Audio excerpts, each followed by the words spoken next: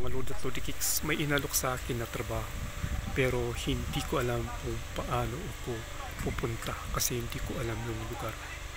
So paano po ako makakapunta? Paano ako nakapunta? So bago po ang lahat, subscribe, comment, like, and share po para update po kayo sa ating mga videos. Salamat po. Yung mga Lodi at Lodi Kicks, ganito yata talaga ang maghanap ng trabaho. Hindi mo maiiwasang maglakad. So lalakarin ko po ang destination ko papunta sa trabaho na inaalok nila. So nagsimula ako kanina mga 5:03.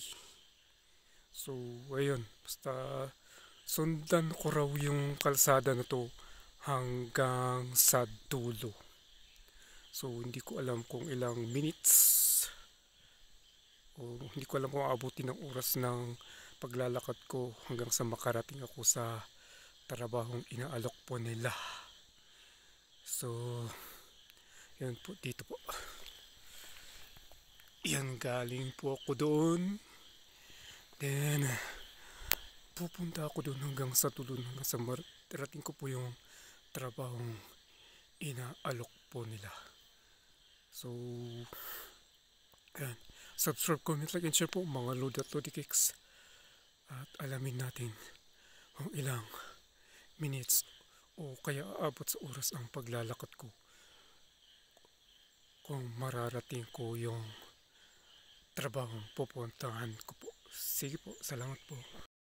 Mga Lodi at Lodi Kicks, may nilakad ako na halos 25 minutes. So medyo parang nauwa at napagod, kaya ito, nagpahinga muna ako dito. So yan yung pupuntahan ko po mga Lodi at Lodi Kicks. At doon po ako nanggaling. Okay, tuloy po natin ang paglalakad. Itong mga Lodi at Lodi Kicks, nakarating na ako dito sa trabaho.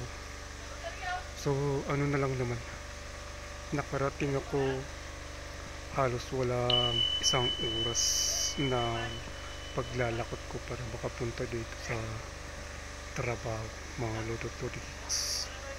So nilakad ko lang siya, sinundan ko lang yung kalsada, madali namang nahanap.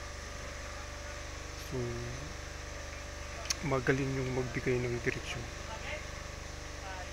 So pasalamat tayo at nakarating tayo dito sa trabaho natin. Kahit hindi natin alam, nakarating tayo ng safe at maayos. Okay, subscribe, comment, like, and share po para updated po kayo sa ating mga videos. Salamat po.